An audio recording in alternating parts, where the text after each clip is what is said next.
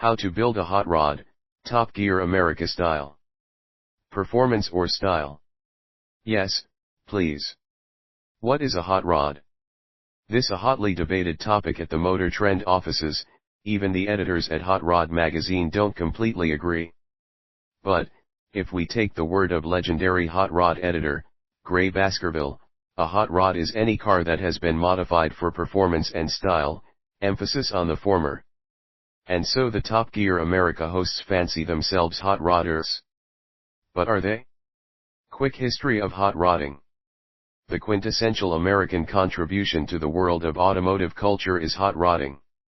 Hot rodding culture has its roots buried in the dry lake beds and abandoned World War II airstrips that were prolific around Southern California at the end of the 1940s. Young veterans, hungry for adrenaline with heads full of newly acquired mechanical knowledge, would take cheap cars, hot them up, then go race their friends. Illegal street racing and unsanctioned top speed racing quickly grew into what we know as drag racing and land speed racing today. Car clubs, like the Prowlers founded in San Diego, joined forces with other car clubs and local authorities to form racing organizations like the National Hot Rod Association, NHRA, and Southern California Timing Association, SCTA, and create dedicated spaces for racing. Gow jobs and rails quickly gave way to lead sleds and street rods. Muscle cars came along, then died. The Malaise era tried to kill performance but couldn't.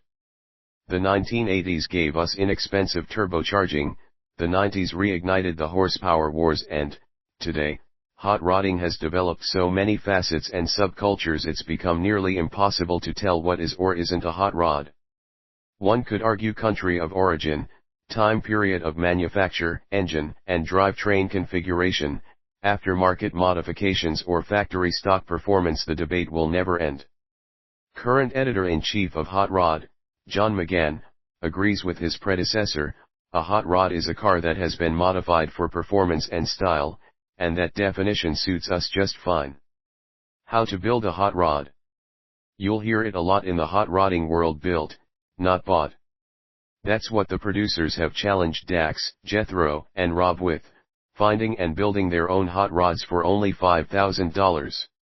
This is a seemingly impossible task when traditional hot rods regularly change hands for high five-figure sums. The days of finding a cheap Deuce Coupe or 48 Merc around every corner in your local junkyard are long gone. So what do the hosts show up in? A 1994 Cadillac Fleetwood Brougham, a late 2000s Mini Cooper S, and a 2011 Ford Crown Victoria Police Interceptor. This won't end well.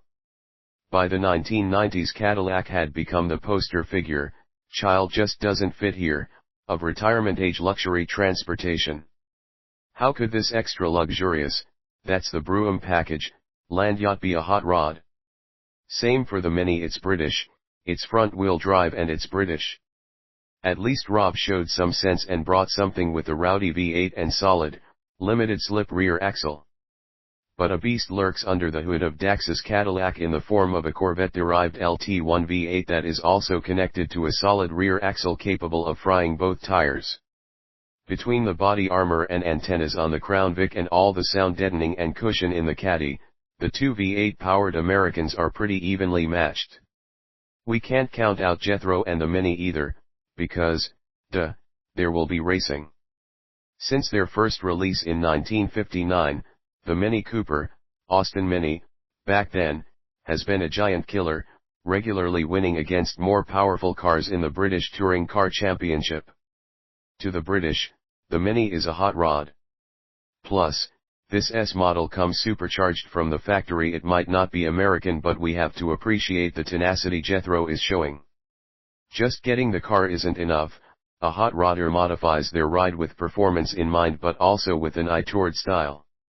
With whatever money they have left, the hosts now get to modify their new hot rods however they want. Do they go for pure performance, eye-catching style, or a mix of the two? How to